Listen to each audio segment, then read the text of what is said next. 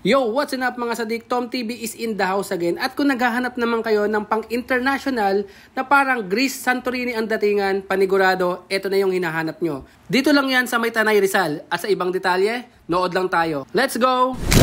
Damn!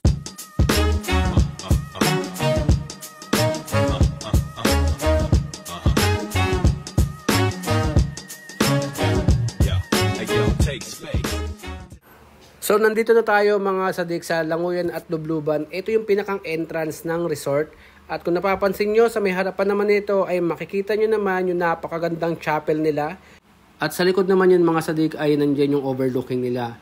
Sa may side naman na to ay makikita nyo naman yung kanilang parking area. Yan, malawak yan. So pagpasok nyo mga sadik dito ay makikita nyo kaagad yung kanilang mini Olympic pool. Yan, napakalawak rin yan mga sadik. Siyempre, dalawa yung pool nila mga sadik, may pangmatanda at siyempre, hindi rin mawawala yung mga pangbata.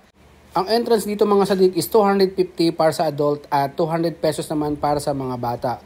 Para sa tables and chairs naman is 500 pesos, good for 8 packs na siya. So sa second level naman tayo mga sadik, dito naman makikita yung the domes. Yan, iikutin natin yan, makikita nyo kung gaano kaganda sa loob at makikita nyo rin yung kanilang semi-private. Tara, pasok tayo. So, ito yung pinakauna natin pupuntahan. Ito yun, may private pool na rin sila mga sadik. Tapos ito yung dome na tinatawag nila. So, ayan, ang ganda ng tignan gawa nga ng ito yung overlooking. Tapos, ito yung pool nila. So, ito yung pinakang ano nila, dining mga sadik. Tapos pwede silang mag-rent ng video okay. So napaka-solid, napaka-elegante lang mga sadik. Habang dito kayo nagdi-dinner or breakfast, tapos yung view nyo, may jacuzzi pa. Pasukin natin isang dome. Ito yung mga dome dito. Ayan, mga sadik. Nakakatawa lang. Kala mo sila vegetarian nakatira dito eh. No? So ito naman yung pinakang loob ng dome mga sadik. Ayan. Dito may comfort room. Ayan. And then shower room dito. Meron silang heater para sa mga lamigin dyan. Pero sa ngayon mainit kasi kaya sigurado din magagamit dyan. And after dyan, meron ditong master bed. Yan. Tapos may complimentary breakfast din sila.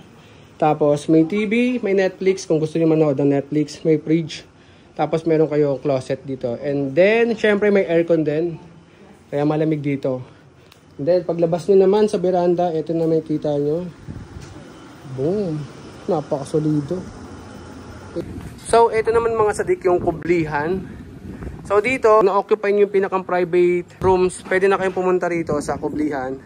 At pwede nyo na magamit tong amenities na to. So, kung may birthday, pwede nyo ditong ganapin.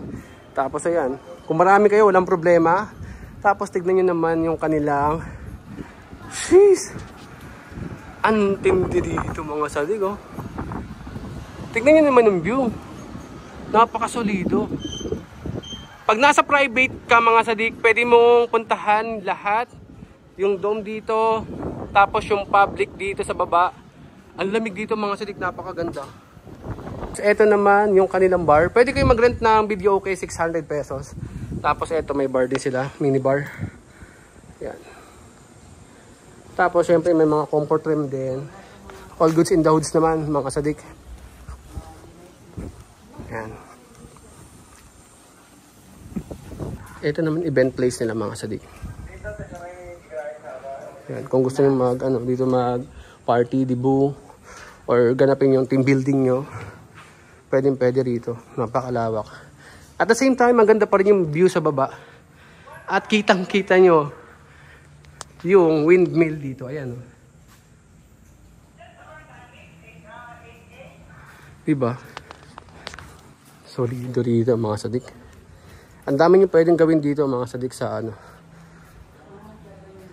Ayan. Yan o, windmill, kitang-kita rito.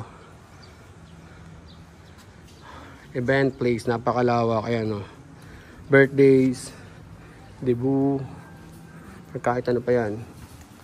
At sa ibang detalye mga sadik, basahin nyo na lang to. Nasa baba yung kanilang contact number at saka yung FB page ng Sky Mount Resort. Hanggang dito na lang mga sadik. Peace out! Damn!